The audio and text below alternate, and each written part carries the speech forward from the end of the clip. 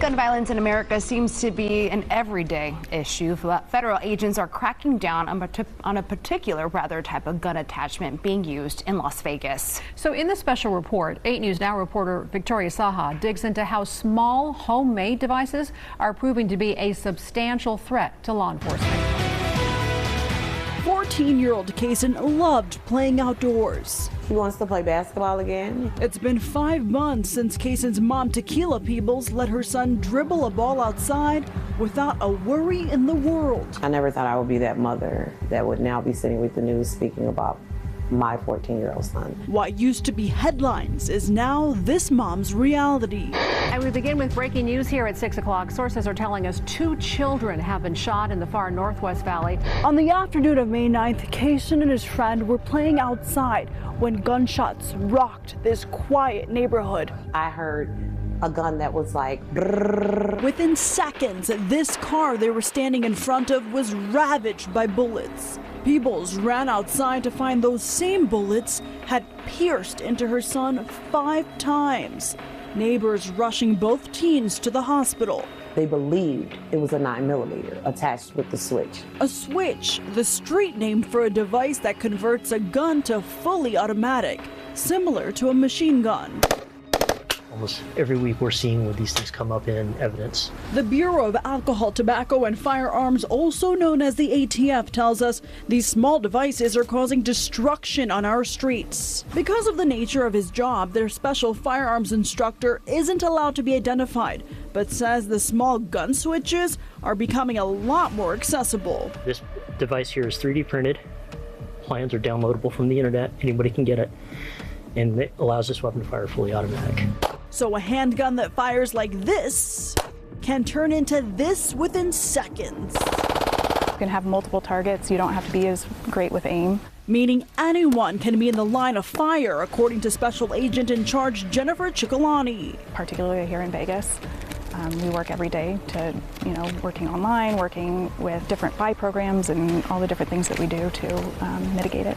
Sometimes technology isn't even needed to cause catastrophe. These things can also be made out of something as simple as a coat hanger. This is an AR-type pistol as it sits, but once again, it also has the addition of a machine gun conversion device as well. By federal law, this is considered a machine gun, just this little piece.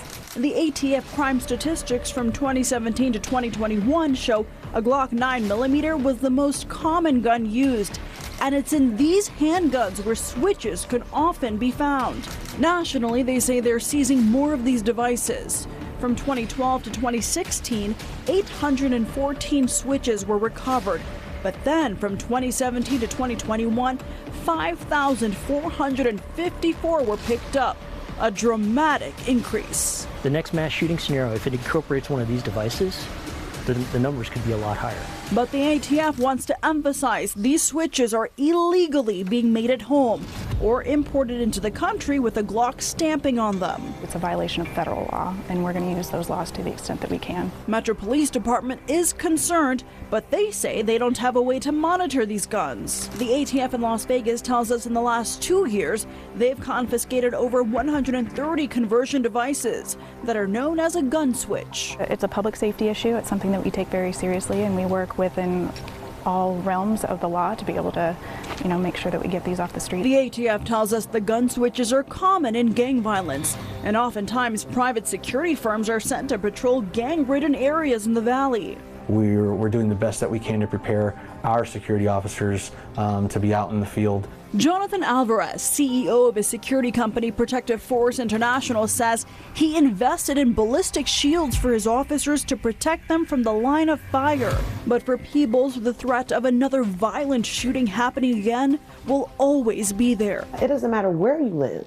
It can happen to you. Her son Kaysen survived, as did the other teen.